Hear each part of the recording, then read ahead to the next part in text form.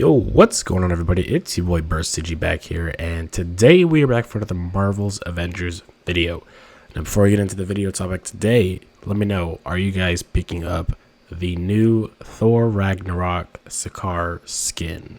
I gotta say, it looks pretty decent. I probably will pick it up, and it was really interesting to see it, on Jay's stream live in action yesterday, so I'm all for it. But anyways, let's get straight into the topic. So, Nick Fury is re-entering into Marvel's Avengers. If you haven't noticed, he's been gone pretty much this whole time. And he's pretty much apparently been in the future, right? And the last time you really got to actually see him was in, I believe, the Hawkeye DLC when you were going beyond the storm and you see that him and Monica are frozen in time, along with other soldiers and Kree sentries. That was our last known actual look at him. You fast forward a little bit, we got the Monica villain sector, right? We did change time, so realistically that timeline should not exist. Of course, if you want to factor in the whole Monica and old man Clint disappearing and what I assume is the cube, of course I think if he's stuck in the cube, he might not be affected by the timeline change and whatnot. However, I think that everybody else that's involved in the future has been affected because we don't know what the outcome going forward is at this point. It's kind of a unpredictable road right now. We're in a streamlined present where we don't know what's going to happen.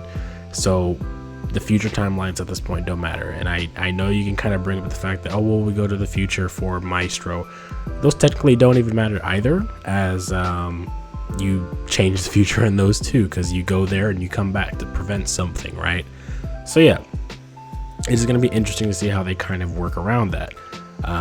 There was a developer, well, I think it's a brand manager, I believe, but CD Nick E on Reddit, he has the CD developer tag, and he says there isn't a story mission, but I believe there's a little bit of narrative to explain the change and move the present moment that the game is in a little further along the game's timeline.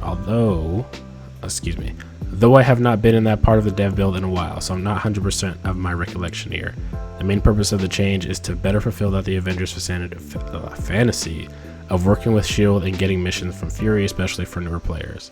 So there also is a little bit of word table changes that are going along there, which I can get a little bit of details into from the official blog post. But from what it sounds like to me, they probably would be going more for like a Spider-Man type of thing with, I wouldn't say necessarily mission change this time around, because I don't think a lot of people like having to do that long of a mission change just to get the story.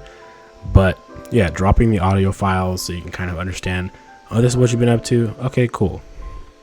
But other than that, it just sounds like he'll kind of be there, and maybe you'll have small interactions over the course of hopefully what is the next few DLCs and getting to hear other stuff. Because at this point in time, Fury, I think, is pretty important to our relationship with Captain Marvel, in my opinion, and making sure we have that space relation. And we have yet to really delve into that world of space, and I'm not sure when we will. But that is something that I think in the future we should be wary of. You know what I mean? Just be cautious and looking out for it, because we don't really know what the true villain, for example, of the Kree Arc would be. We know that there's Kree sentries that'll come down, but we don't know who exactly is sending them. There's got to be somebody else than just, oh, it's regular Kree people, right? It could be Supreme Intelligence. It could be controlling Carol, for all we know. Or it could be randomly Ronin for some reason, right? Who knows?